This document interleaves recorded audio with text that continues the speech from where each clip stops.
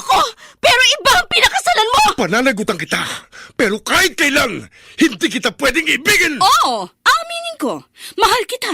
Nang dahil sa salapi mo. At nang dahil sa pag-ibig ko sa'yo, handa akong pumatay at mamatay! Katawan ko lang ang minahal mo at hindi ang pagkatao ko! Mr. Romántico. Kumusta po kayong lahat, mga giliw naming tagapakinig? Inaanyayahan ko po kayong pakinggan ang pagsasadula ng mga liham kasaysayan ng pag-ibig na padala ng ating mga taga-subaybay at bibigyan buhay ng inyong mga paboritong bituin sa radyo. Mga kasaysayang nagtatampo ng mga pusong sugatan, mga pusong sawi, at mga pusong punong-puno ng pagmamahal. Lahat pong yan sa loob ng kalahating oras dito sa ating tulang. Mr. Romántico.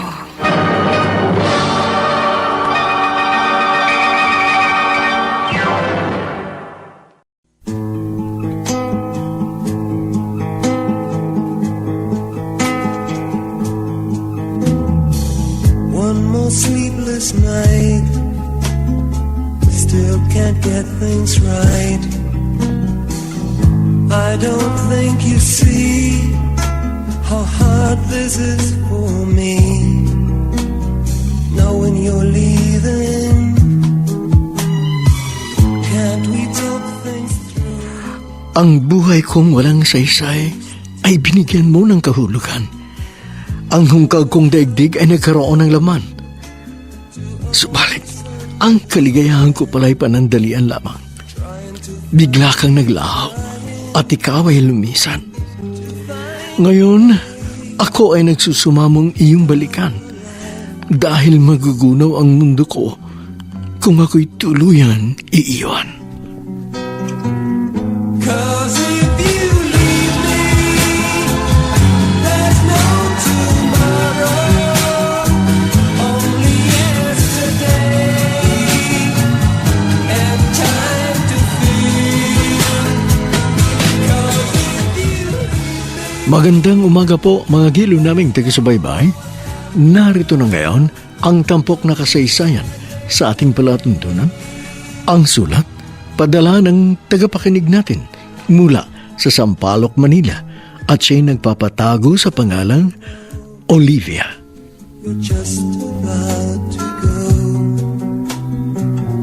I can't let you make this one last final break. Trying to tell you, trying to tell myself. Dear Mr. Romantico, ang liham ko pong ito ay hindi tungkol sa aking karanasan kundi hinggil sa kasaysayan ng aking anak na si Jester. Isa po itong karaniwang kwento ng pag-ibig, subalit masasabi ko rin pong kakaiba dahil sa mga hindi inaasahang reaksyon ng mga tauhang naging bahagi ng buhay ng aking anak. Minsan na pong nabigo sa pag-ibig ang aking anak na halos kanyang ikabaliw. Nagpapasalamat ako sa Panginoon dahil napagtagumpayan niya ang pagsubok na yon. Muling nabuo ang gumuho niyang pag-asa nang maging katipan niya si Marisa, ang itinuturing kong anghel na ipinadala sa amin ng langit.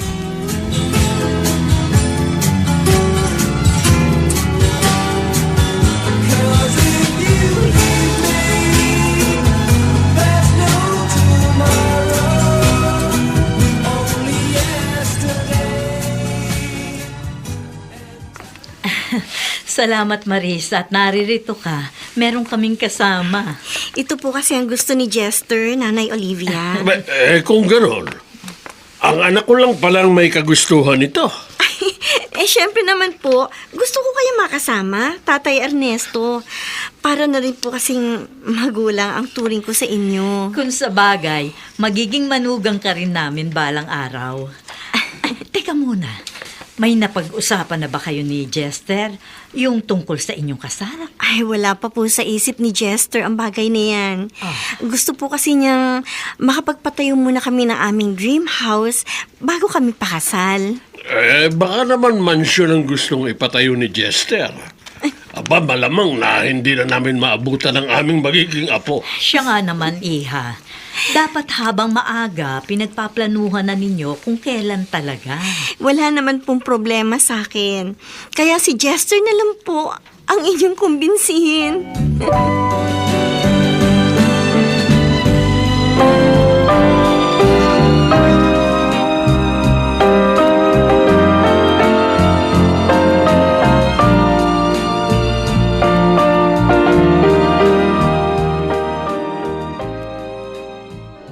Nakakahiya naman kay Marisa. Baka isipin niyang pinipresyo natin siya para makasal na sila ni Jester. Wala naman siguro masama sa sinabi natin. Ano pa ang hinihintay nila? At isa pa, kailangan makasiguro tayong silang magkakatuluyan. Baka kasi maulit na naman ang nangyari noon. Sa tingin ko naman matinong babae si Marisa. Kaya alam kong hindi niya iiwan ang ating anak. Katulad ng ginawa ng kanyang ex-girl. Iba pa rin ang nakakasiguro. Kaya kailangang makumbinsi natin si Jester. Pero hindi naman kaya isipin niyang nakikialam tayo. Nasa paraan lang yan ang pangungumbinsi. Kaya ako ang kakausap sa kanya. 'Cause if you leave me, there's no tomorrow. Only yesterday and time to feel. 'Cause if you Kumusta na? Nariyan ka na ba sa bahay? Oo, sa inyo ko natulog kagabi. Tuwan-tuwa nga si na Tatay Ernesto at Nanay Olivia. Nasa work ka ba ngayon? Ano oras sa labas mo? Ay, mag-overtime ako. Kaya mamaya 9:00 pa ng gabi ang labas ko. Sabi ko naman sa'yo, mag-resign ka na. Magkano lang ba kinikita mo bilang sales lady? Alam mo naman may mga umaasa sa akin. Binibigyan naman kita ng allowance, di ba? Dadagdagan ko kung kulang pa. Nahiya na ako sa'yo, Jester. Ayoko namang ipasang lahat sa yung obligasyon ko sa pamilya ko. Para ka namang ibang tao kung magsalita. Pero, Basta, mag-resign ka na as soon as possible. Ako na bahala sa'yo.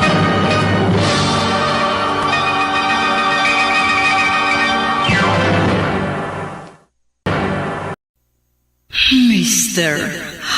Romantico. 'cause if you leave me, there's no tomorrow.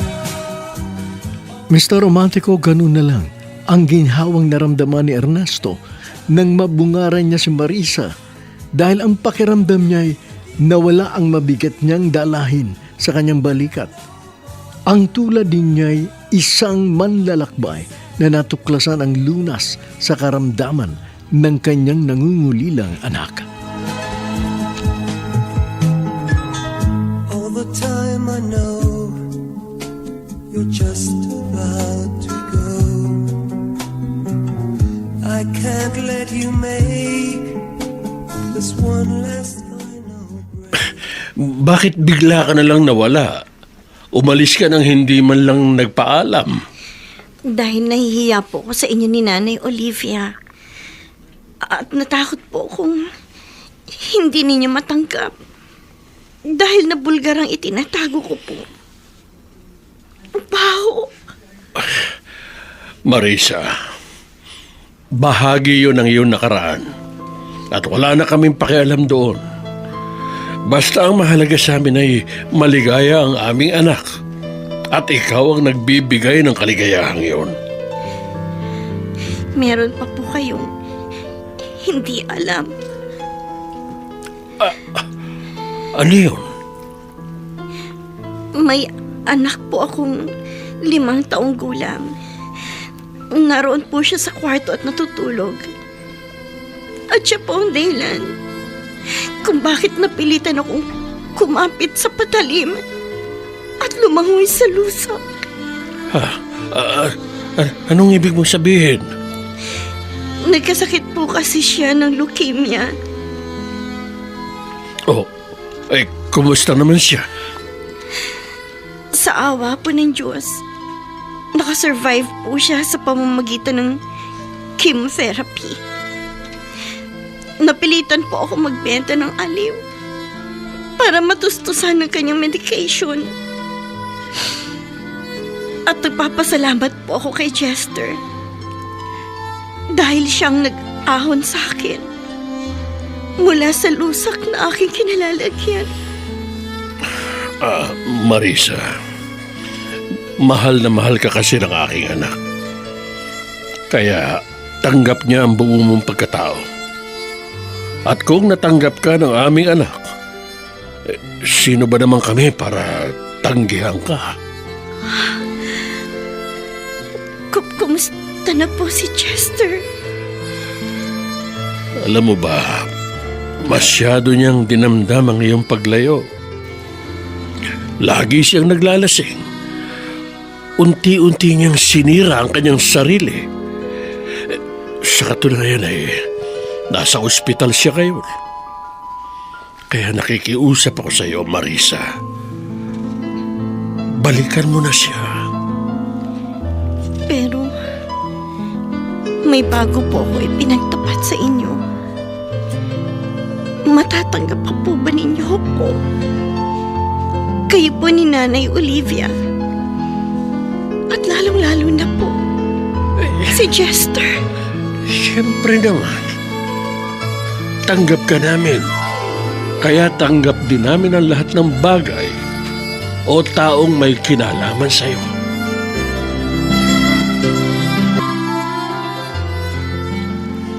Believe din naman ako sa iyo, pinsan. Magpapakamatay ka ng dahil sa pag-ibig.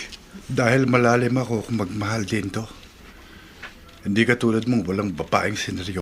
Mr. Romantico. 'Cause if you leave me, there's no tomorrow. Bigla pong lumakas si Chester, Mr. Romantico, nang makausap niya si Marisa. Para ho siyang si Popeye na nakakain ng espinach. Kaya naman ganun na lang siya kasigla sa kabila ng kanyang pagkakaratay sa kama. Para bang nadoble ng ilang beses ang bilis ng kanyang paggaling. All the time I know you're just about to go. I can't let you make this one last final break. Isasama mo na bang yung anak? Saka na lang po. Gusto ko po muna makausap si Chester. Sa totoo lang po, sobra po ang saya ko. Hindi ko kasi talaga inaasahang pupuntahan pa ako dito ni Tatay Ernesto. Kanina pa nga naghihintay ang yung biyan ng hilaw. Kaya sige na, umalis na kayo. Mag-iingat ka, ha? Salamat po, Nay. Mag-iingat din po kayo.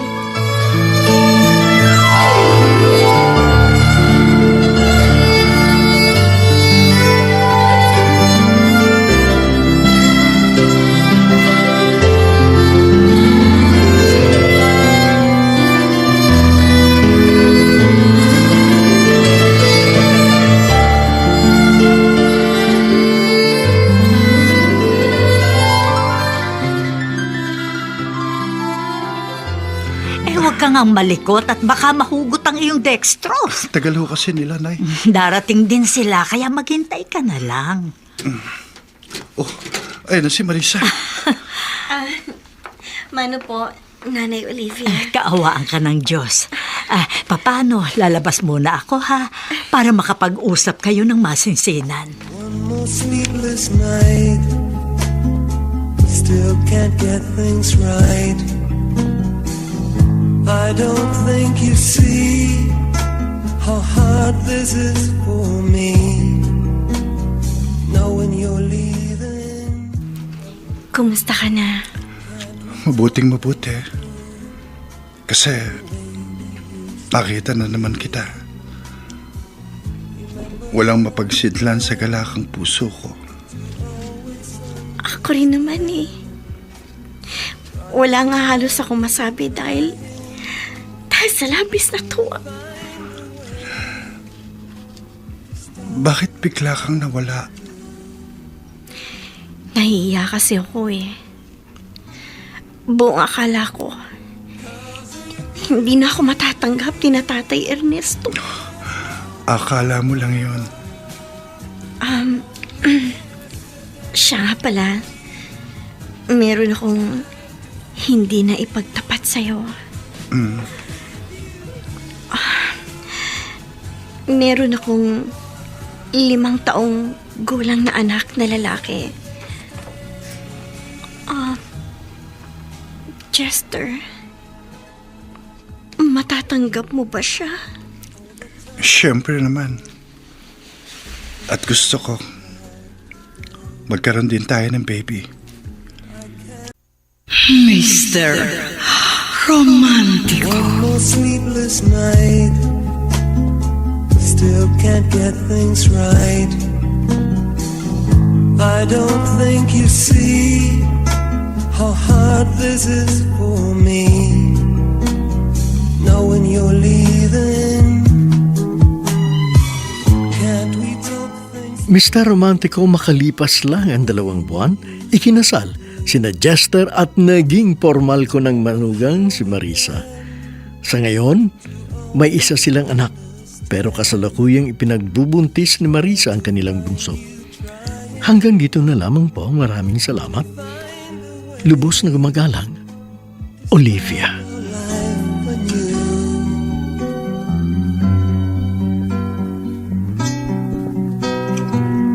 Cause if you leave me, there's no tomorrow.